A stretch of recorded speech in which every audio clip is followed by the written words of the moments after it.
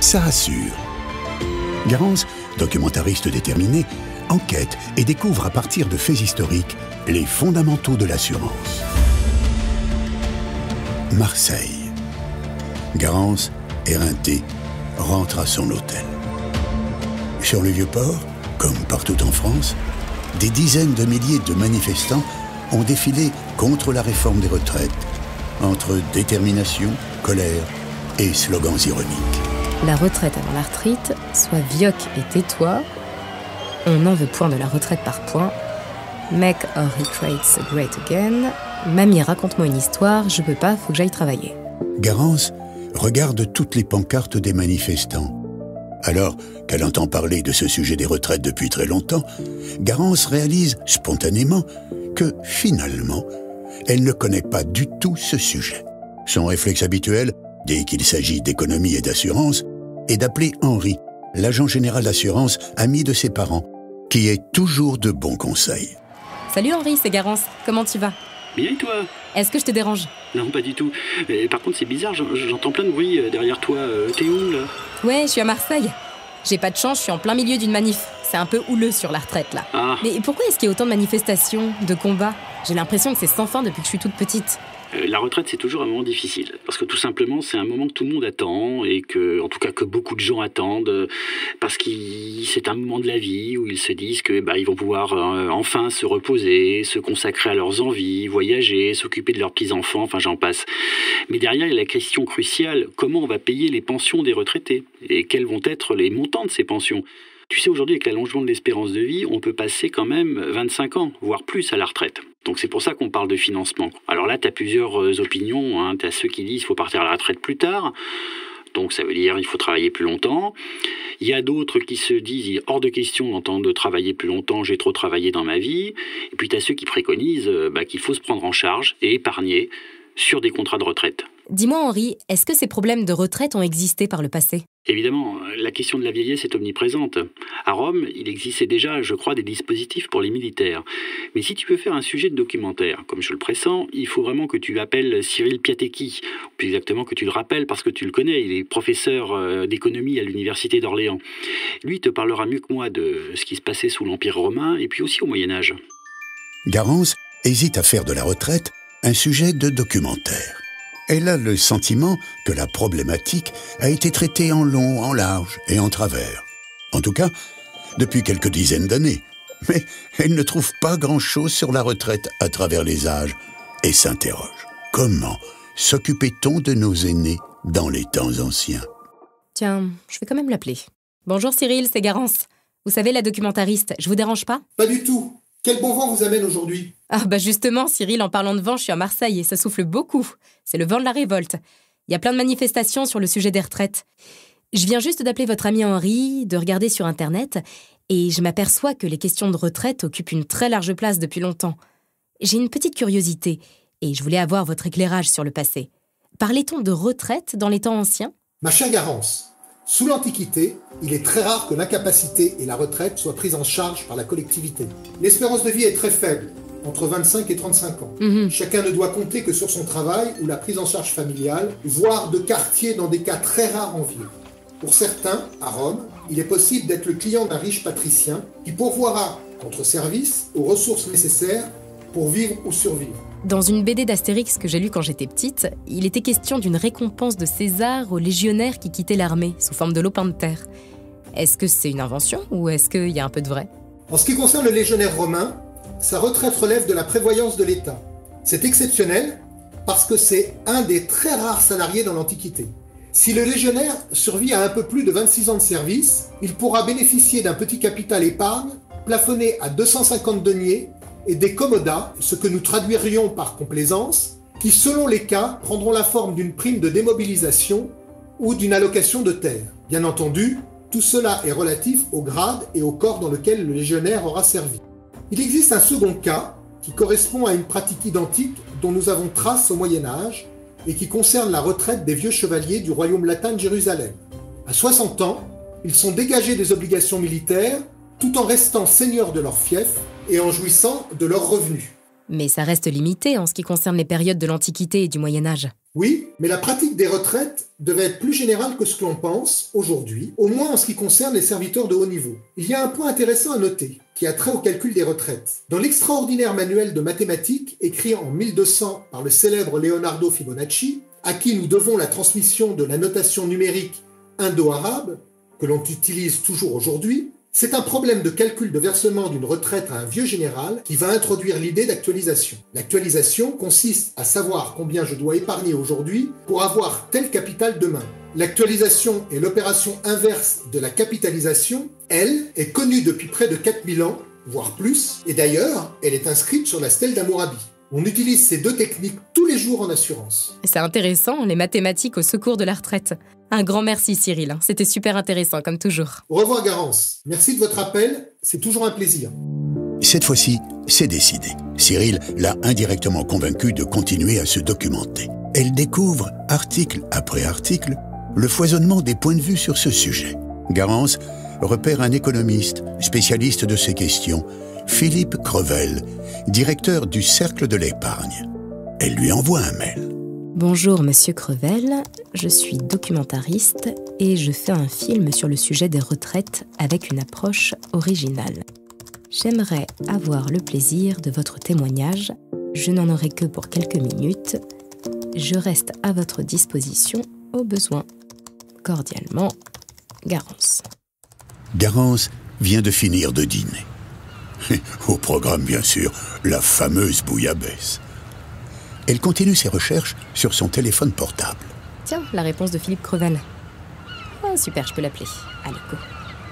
Bonjour monsieur, je suis Garance, la documentariste. Bonjour. Je vous appelle comme vous me l'avez proposé. J'ai bien reçu votre mail, en effet. Comment puis-je vous aider concernant l'assurance retraite ? Alors voilà, je commence à m'intéresser au système de retraite et d'assurance retraite à travers les âges. J'ai pensé que vous pourriez m'aider au regard de toutes vos connaissances sur le sujet. Je voulais juste savoir quelles ont été les grandes étapes dans la création des régimes de retraite en France. La France et son système de retraite, c'est une très vieille histoire. La première grande date, c'est réellement Louis XIV. C'est 1670, 1673, c'est en faveur des marins, c'est en faveur des danseuses de l'opéra, qui donc ont été les premiers bénéficiaires. Pour les marins, c'est récompenser donc des personnes qui se sacrifiaient pour la nation, des militaires et également donc des personnes qui assuraient, on va dire, tout ce qui était lié au métier de la pêche. Et puis les danseuses de l'opéra, c'était la culture, c'était le rayonnement de la France. Après, il y a eu la période révolutionnaire avec la mise en place d'un régime en faveur de la fonction publique. Donc on est aux alentours de 1790. Alors si je comprends bien, ont été créés des régimes pour des catégories professionnelles spécifiques ? Pas spécialement, pas tout à fait. On a essayé surtout de mettre en place une couverture de retraite, mais il y avait de fortes hostilités, tant au niveau des syndicats de salariés qu'au niveau des employeurs. Et donc on a répondu au cas par cas en fonction des consensus qu'il pouvait avoir au sein de la société. Donc, dans les années, jusqu'aux années 30, il y avait la nécessité d'améliorer la situation sociale, mais il n'y a pas eu de couverture globale en matière de retraite. Il a fallu attendre la Seconde Guerre mondiale. Merci beaucoup, monsieur. J'ai tout noté, c'est super. J'étais ravi d'avoir cet échange avec vous et je reste à votre disposition si vous avez besoin. Bon, ça prend forme. Super sympa, cet économiste. Ah, j'ai envie d'appeler Charlotte Broussy pour en savoir plus sur les assurances privées. Allez, je tente. Elle compose le numéro. Charlotte Broussy est maître de conférence à l'Université de Montpellier. Garance la connaît depuis qu'elle a commencé ses recherches sur l'histoire des assurances. C'est une spécialiste. Bonjour Charlotte, c'est Garance. Comment allez-vous ? Je vous dérange pas ? Je vais très bien. Quel est votre sujet cette fois ? Alors, je travaille sur l'histoire de l'assurance retraite. J'ai compris que de nombreux régimes avaient été créés au fil du temps depuis le XVIIe siècle, et souvent pour des serviteurs de l'État. Je voulais savoir si de leur côté, les assureurs privés s'étaient intéressés à l'épargne retraite. Les assureurs privés se sont intéressés à l'épargne retraite, mais ça a pris du temps. Au XVIIIe siècle, la pratique privée des assurances sur la vie des personnes a longtemps été interdite, si bien que le relais étatique pouvait donc être particulièrement opportun. Et puis au milieu du XIXe siècle, l'État va tenter d'organiser un système assurantiel et providentiel pour compenser les maux liés à la vie des personnes et notamment la maladie, les accidents et la vieillesse. L'État se positionne ainsi comme un assureur plus juste et moins exigeant auprès de chacune des classes sociales, spécialement les plus démunies. Quelle forme ont pris ces systèmes d'assurance retraite ? Souvent, c'était des caisses d'assurance populaire. La première caisse créée par une loi de 1850 a vocation à couvrir la retraite, donc le risque de vieillesse. Cette loi, qui est destinée aux classes pauvres, consiste à réunir des cotisations volontaires, même inférieures à 5 francs, auprès de la caisse des dépôts et consignations, ou bien auprès des caisses intermédiaires. Ces cotisations ont pour contrepartie le versement d'une rente viagère dont le montant est calculé à l'aide de tables de mortalité. Ces paiements devaient être permis par une épargne alimentée progressivement par les assurés que la caisse tentait de maintenir à un niveau raisonnable, voire faible. De plus, au moment de verser sa cotisation, le déposant pouvait toujours demander un remboursement du capital versé.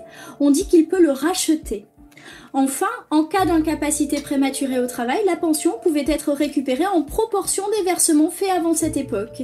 Il est alors possible que le terme du contrat soit avancé sans que les fonds ne soient perdus, mais avec une petite réduction de la pension obtenue par l'assuré. Mais le 19e siècle, c'est le grand démarrage de l'assurance vie. En effet, cela n'a pas empêché les pouvoirs publics de créer aussi une caisse d'assurance vie. Cette caisse était financée par le versement d'une prime unique ou de primes périodiques annuelles. Le montant du capital à verser lors de la réalisation du risque, donc au décès de l'assuré, tient compte d'un intérêt annuel de 4% calculé sur le total des cotisations. Et puis évidemment, des chances de mortalité à raison de l'âge des déposants. Les conditions d'assurance sont tout à fait avantageuses et surtout le capital n'est pas perdu en cas de décès. Il n'y a pas non plus de sélection médicale. Par ces dispositions, on cherchait à faire reconnaître que les primes n'avaient vocation qu'à participer à inciter à l'épargne, donc à éduquer l'assuré. Je comprends. Le contrat d'assurance vie ordinaire n'étant probablement pas assez sûr et efficace pour les classes les plus populaires qui ont besoin évidemment de certitude, il était opportun de pratiquer une réelle épargne sous couleur d'assurance. D'accord. Ces systèmes ont-ils été une réussite ? Ces projets guidés par le solidarisme ont pu être effectifs mais n'ont pas eu de grand succès, notamment auprès des classes populaires qu'on cherchait à protéger. Et puis à partir de 1910, en complément de la loi sur les retraites ouvrières et paysannes, les assureurs privés s'intéressent à leur tour aux plus pauvres avec la création d'assurances populaires privées. La loi de 1910, qui fonctionne suivant une logique de capitalisation, cette loi ne permet en effet pas une couverture suffisante du risque de vieillesse pour tous les bénéficiaires. Ça va impliquer la constitution d'une épargne personnelle à côté. 2 compagnies françaises sont donc créées dans la foulée, la Populaire et la Compagnie française d'assurance populaire. Les contrats proposés par les assureurs populaires sont les 3 grands contrats ordinaires d'assurance en cas de vieillesse, en cas de décès, et d'assurance mixte, c'est-à-dire à la fois assurance décès et retraite. Les assurances populaires se sont fortement développées après la Première Guerre mondiale grâce à des systèmes de petites primes. Et les assurances populaires ont enfin été réglementées dans la grande loi de 1930 sur les assurances terrestres, puis dans le Code des assurances jusqu'en 1985. Les assurances populaires ont enfin été réglementées dans la grande loi de 1930 sur les assurances terrestres, puis dans le Code des assurances jusqu'en 1985. Merci beaucoup Charlotte, c'était très clair, comme toujours. Merci beaucoup Garance, bon courage. Garance a bien avancé. Elle contacte à nouveau Philippe Crevel pour lui demander ce qui s'est passé tout au long du XXe siècle et comment s'est finalement organisée l'assurance retraite en France jusqu'à nos jours. Elle s'aperçoit que la période a été riche sur le plan de l'assurance retraite, aussi bien avant qu'après la Seconde Guerre mondiale. J'ai lu, Monsieur Crevel, qu'avant la Seconde Guerre mondiale, il y a eu plusieurs lois sur les retraites, c'est bien ça ? Oui, vous avez tout à fait raison. Il y a eu plusieurs lois qui ont été adoptées par le Parlement avant la Seconde Guerre mondiale. Une loi en 1910, puis une loi en 1930. In fine, ça a abouti à peu près à ce que la moitié des salariés français soient couverts au niveau de la retraite. Et après la Seconde Guerre mondiale, que s'est-il passé ?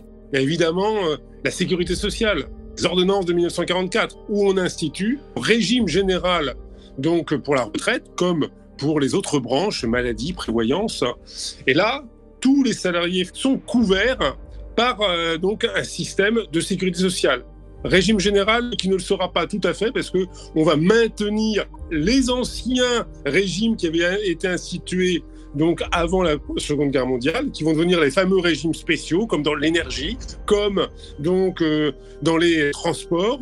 Et puis, le régime général ne va pas englober toutes les professions. Les indépendants, les commerçants, les professions libérales vont vouloir être gérés à part, comme les fonctions publiques. Et donc, on va avoir une couverture globale, mais avec un très grand nombre de régimes qui se sont maintenus jusqu'à maintenant, une quarantaine de régimes de base, et puis un niveau de retraite complémentaire qui sont gérés l'un et l'autre par répartition. Et c'est ça qui fait notre système de retraite actuel, avec plus de 340 milliards d'euros de pensions distribuées. Et la fameuse épargne retraite dans tout ça ? L'épargne retraite en France, c'est l'ancienne capitalisation. C'est ce qui existait déjà avant la Seconde Guerre mondiale. Aujourd'hui, elle prend la forme du plan d'épargne retraite, le PER, créé par la loi Pacte en 2019. En fait, ce PER a simplifié un paysage de l'épargne retraite qui s'était fait par couches successives. Depuis 1945, souvent des professions, des catégories d'actifs avaient mis en place des suppléments d'épargne retraite. C'est le cas, par exemple, des professionnels de santé, des professionnels de l'éducation, des fonctionnaires au sens large du terme avec la Préfonds en 1967. Plus récemment, il y a eu donc les indépendants qui avaient créé Contrat Madelin en 2003, le PERP qui s'adressait à tous les salariés.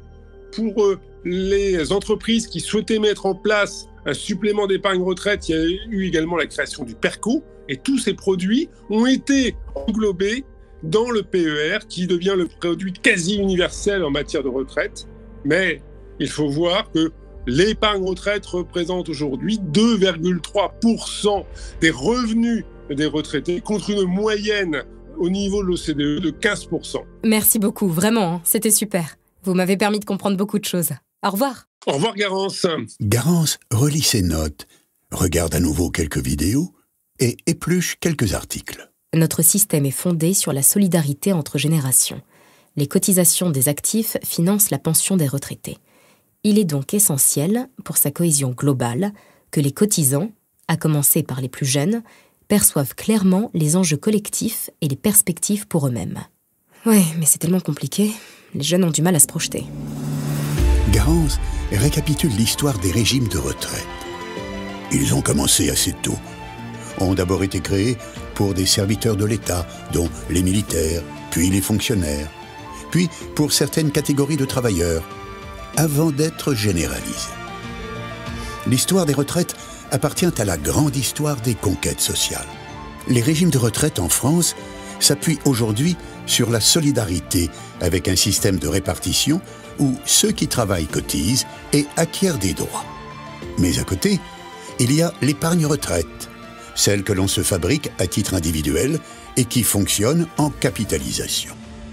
Cette épargne retraite est amenée à se développer compte tenu de l'allongement de l'espérance de vie. Les Français ont une très forte préoccupation concernant l'avenir de leur système de retraite. Toutes les enquêtes le montrent. Garance envoie un SMS à Bertrand, ce professionnel qu'elle connaît bien et qui écrit sur l'avenir de l'assurance. Il a forcément une idée sur le devenir des retraites. Ensuite, elle compose le numéro d'Henri. Bonjour Henri, c'est Garance. Ah, bonjour Garance. Alors t'as vu, la retraite c'est complexe, hein ? Oui, le sujet est assez compliqué en fait. En tout cas, je commence à y voir plus clair. Dis-moi, je voulais juste te demander, tu vends des contrats de retraite, toi ? Oui, je vends des plans d'épargne retraite dont tu as certainement entendu parler. Et puis aussi des contrats d'assurance vie pour permettre de constituer une retraite par capitalisation. Ce sont des contrats compliqués à vendre ? Moins que par le passé. Car à présent, les plans d'épargne retraite qui ont été instaurés par la loi de 2019 autorisent, hors sauf cas particulier, une sortie en capital ou une sortie sous forme de rente viagère. Auparavant, on ne pouvait sortir que sous forme de rente viagère. Là encore, à quelques cas particuliers. Bon, les Français, ils détestent majoritairement la rente viagère parce que le système fait perdre la propriété de son épargne. Mais en contrepartie, avec la rente viagère, on est sûr d'avoir un revenu toute sa vie. Tout ça pour dire quoi ? Que notre rôle est de bien expliquer ce que c'est que le plan d'épargne retraite. Parce qu'en plus, il donne droit à des avantages fiscaux qu'il faut être capable de bien appréhender, de bien comprendre. Puis il faut aussi bien conseiller son client sur les placements qu'il va faire pour protéger et valoriser son épargne. C'est un métier. À quel âge faut-il commencer à épargner pour sa retraite ? Le plus tôt possible, évidemment, car plus on commence jeune et plus on aura un capital important et plus on pourra se permettre d'investir sur des placements un peu plus risqués, mais plus rémunérateurs. Ouais, je vois. Excuse-moi de te couper, Henri, j'ai un appel de Bertrand. Je peux te rappeler ? Pas de soucis, sans problème. À plus tard. Bonjour Bertrand, merci de m'appeler. Bonjour Garance. Bertrand, ça fait bien longtemps qu'on ne s'est pas parlé. Je fais un sujet sur la retraite, les assurances supplémentaires, etc. J'ai beaucoup de matière. Enfin bref, je voulais juste avoir votre avis sur ce sujet. Comment est-ce que ça va évoluer selon vous ? Waouh, comment dire, Garance, écoutez, il y a au moins deux constats importants en ce moment sur le sujet. C'est d'un côté l'augmentation de l'espérance de vie sur cette longue période depuis l'après-Seconde Guerre mondiale à maintenant. Et puis d'un autre côté, il y a le vieillissement de la population qui s'accélère en France et d'ailleurs dans la plupart des pays développés. Donc pour être un peu simpliste, la question qui se pose est dans ce contexte, comment financer la retraite ? Mais ça, c'est un sujet plus politique auquel je n'ai pas de capacité à pouvoir répondre. Par contre, au-delà de cet aspect-là, je pense qu'il faut vraiment rendre la retraite plus lisible, plus compréhensible, plus accessible pour les jeunes générations en particulier, mais finalement pour tous. Ok, mais comment ? Je pense qu'il faut informer, Garance, faire comprendre concrètement la retraite par répartition, cette solidarité intergénérationnelle. Et puis en même temps faire un peu, même beaucoup de pédagogie sur l'intérêt de préparer sa retraite quasiment dès l'entrée dans la vie active. Il y a probablement, mais j'en suis même certain, un enjeu fort de compréhension des Français. Il faut une information plus dense, plus ciblée, plus multicanale, à destination des générations nées après 1980 qui sont gagnées d'une certaine façon par ce fameux sentiment que leur retraite au fil des réformes se réduit finalement comme peau de chagrin. Donc il faut développer très tôt une culture, un réflexe retraite en créant des outils tout simplement et des contenus innovants, par exemple des serious games, des vidéos Instagram, des réseaux sociaux, etc. qui eux sont adaptés aux usages des collégiens, des lycéens, des étudiants et des jeunes actifs. Au revoir Bertrand, merci. Allez, au revoir Garance. Garance remercie Bertrand. Le sujet des retraites est éminemment sensible. Il est économique, social et bien sûr politique. Tous les médias sont à l'affût. Les opinions veillent. En tout cas, Garance est satisfaite du chemin parcouru.